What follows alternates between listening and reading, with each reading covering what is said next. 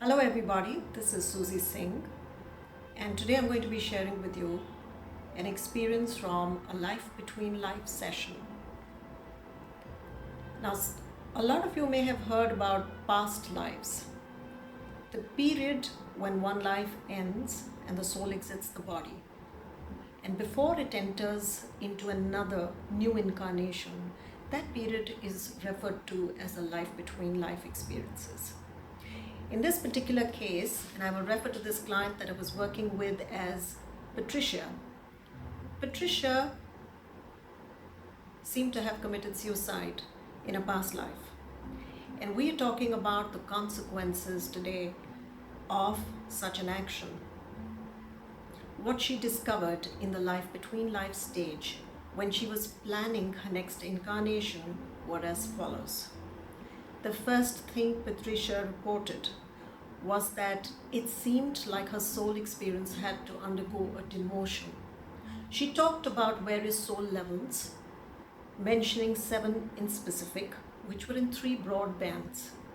There was the basic level, then there was the middle level, and the higher soul experiences level. She talked about being at the middle soul level experience. But after she committed suicide in one life, she actually felt a sense of demotion, as if she had to drop down levels and come down to the basic level and restart her climb up again. A bit like the snakes and ladders game, where you get bitten by a snake and you come all the way down. And she had to then re-experience a sense of responsibility so that she could nurture the childlike, undeveloped aspect of her soul and then rise up again to the mid levels. So that sense of demotion seemed to be the first consequence of having committed suicide. The second aspect she reported was that there was far less creative freedom in designing her next life, her next incarnation, because it seemed that there are certain things that she just had to do. She had to undertake those.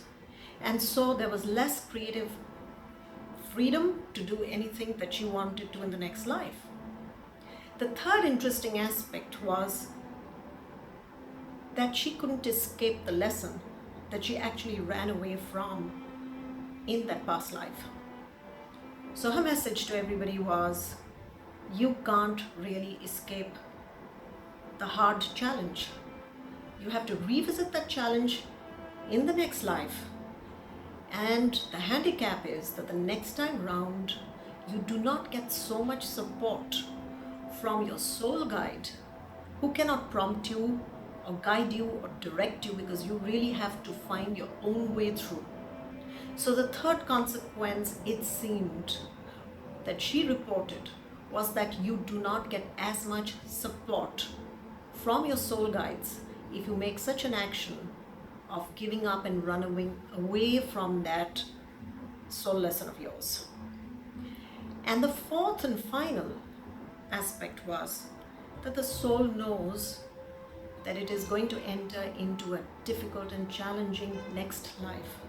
And as such, it has far less enthusiasm to enter into that life. There is a lot more hesitation that the soul feels. There's a less amount of excitement or joy about coming into that life.